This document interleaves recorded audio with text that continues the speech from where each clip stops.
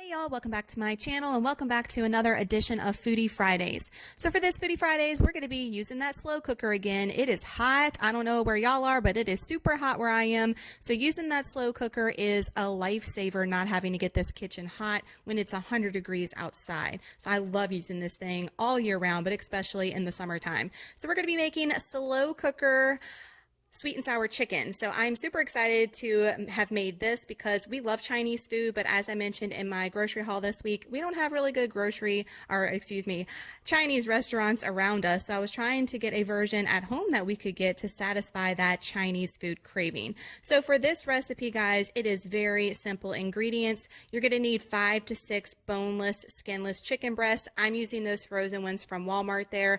If you're going to get that same package from Walmart, I used almost the entire package with the exception of one chicken breast.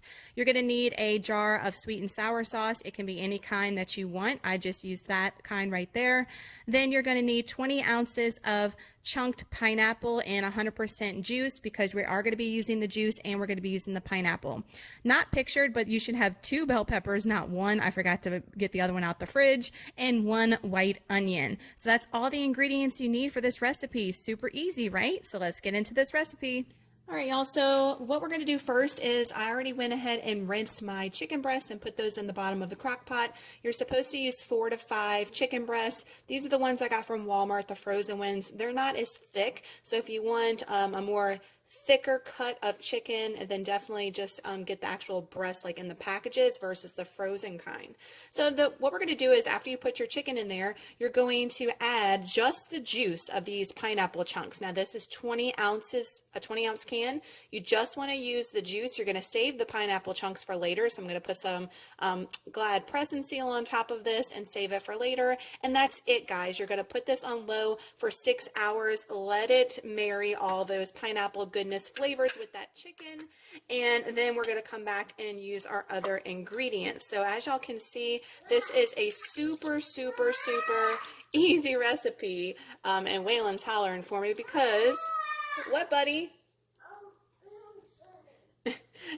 And that's it, guys. All right, so we're going to put the lid on top. That's all my juice from the pineapple. 6 hours on low. We'll come back and finish this up. All right, guys, so this is 6 hours on low later with just the pineapple juice. So now we're going to drain this off, and we're going to cut up that chicken into like 1-inch chunks and then put it back into the crock pot.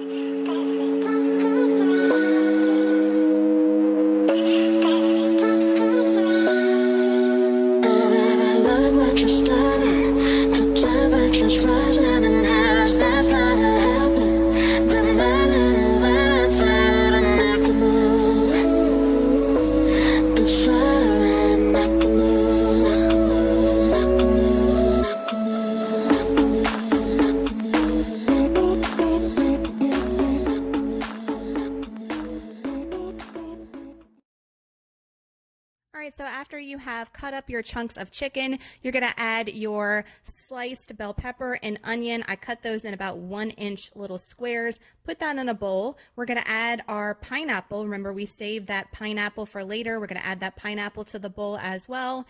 And then we're going to dump that sweet and sour sauce in here, and we're going to stir this, trying to coat every little bit of your onion, your bell pepper, and your pineapple before we dump it on top of our chicken breast.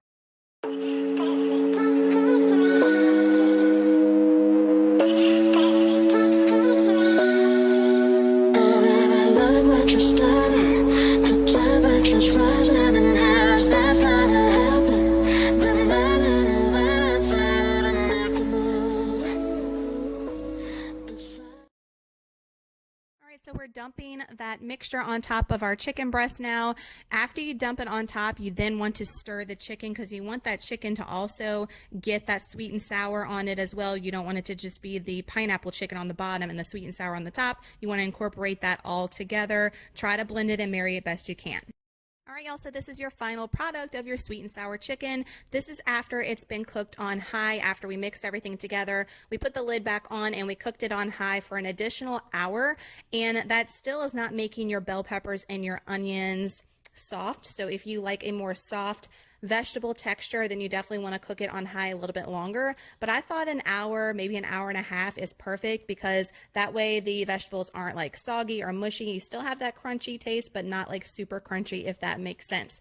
This has all the flavors of sweet and sour chicken that we were looking for. The only thing though, if you're looking for a sweet and sour chicken that has like that fried chicken texture on it, this is not the recipe for you, because that's going to be extra steps. That's not necessarily a crock pot recipe.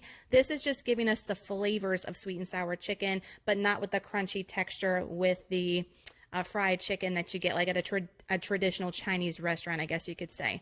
But we were super happy with it. As you can see, we have paired it with some fried rice and some frozen like wontons and spring rolls on the side. So we were super happy with this. I will definitely make it again. And I think I'm going to be making some different types of Chinese crock pot recipes, like broccoli and beef and teriyaki chicken, some different things that I've been wanting to try too, to get us that Chinese restaurant craving that we've been looking for. I think this is a really good option to do at home, and definitely cheaper in the long run. So guys, give this video a thumbs up if you're still loving Foodie Fridays every single Friday here on the channel, and make sure to hit that subscribe button if you're not with me already, because I'd love to have you a part of the YouTube family, and I post a recipe every single week here on the channel. Y'all have an awesome Friday and an amazing weekend coming up, and we will see you next week for another Foodie Friday. Love you guys. Bye.